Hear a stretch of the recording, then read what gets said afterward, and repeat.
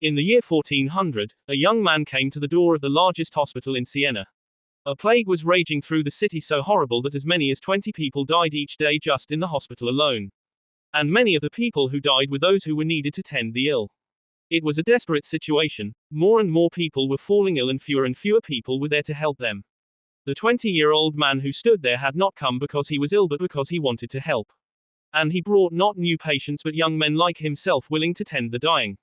For 4 months Bernardine and his companions worked day and night not only to comfort the patients but to organize and clean the hospital. Only at the end of the plague did Bernardine himself fall ill, of exhaustion. But that was Bernardine's way. Whatever he did, he put his whole self into it.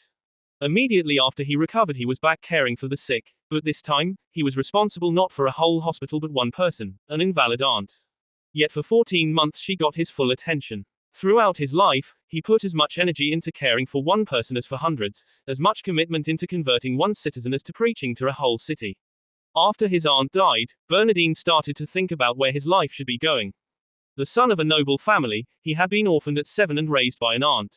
We are told as a young person that he hated indecent talk so much that he would blush when he heard it. Even his schoolmates hesitated to make him so uncomfortable, but apparently one adult citizen thought it would be a great joke to needle Bernardine. In a public marketplace he stopped Bernardine and started to talk to him in a shameful way. But if he had thought to get away with his cruel trick, he was surprised when Bernardine slapped him in the face. The man slunk away, shamed in front of the very crowd he'd been trying to impress. Bernardine, who had come to Siena to study, threw himself into prayer and fasting to discover what God wanted him to do. One might have expected him to continue his work with the sick, but in 1403 he joined the Franciscans and in 1404 he was ordained a priest. The Franciscans were known as missionary preachers, but Bernardine did very little preaching because of a voice that was weak and hoarse. For 12 years he remained in the background, his energies going to prayer or to his own spiritual conversion and preparation. At the end of that time, he went to Milan on a mission.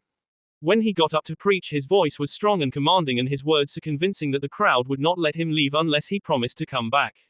Thus began the missionary life of the one whom Pope Pius II called a second Paul. As usual, Bernardine threw his whole self, body and soul, into his new career.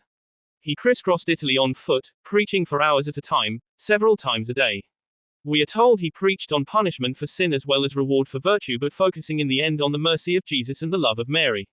His special devotion was to the holy name of Jesus. Some who were jealous denounced him to the Pope by saying he preached superstition.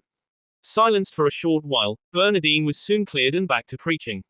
Bernardine refused several cities that wanted him as bishop, but he was unable to avoid being named vicar general of his order. All his energy during that period went to renewing the original spirit of the order. Soon, however, Bernardine heard the call to go back to preaching, which consumed his last days. As a matter of fact, even when it was clear he was dying, he preached 50 consecutive days. He died in 1444 when he was almost 64 years old.